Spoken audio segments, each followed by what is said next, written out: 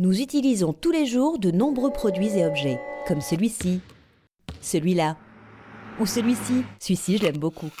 Ou encore celui-là, oui, celui-là, nous sommes très nombreux à l'utiliser. Oui, mon chouchou, on va reparler de toi tout à l'heure, sois sage.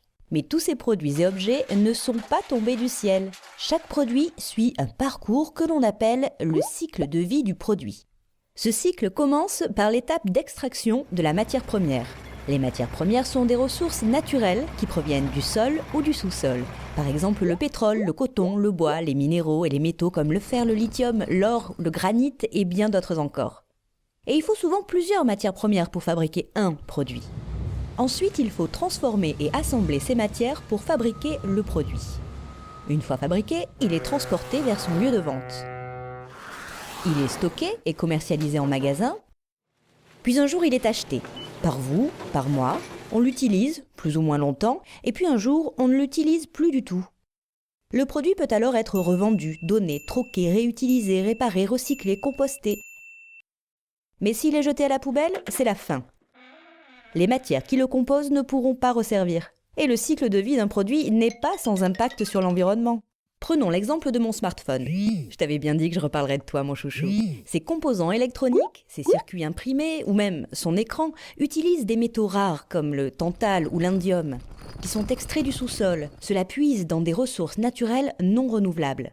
L'activité minière pour les extraire est également consommatrice d'énergie. La fabrication de l'écran, des circuits intégrés appelés puces, est très énergivore et la fabrication de certaines batteries émet des oxydes d'azote dans l'air qui rendent les pluies acides.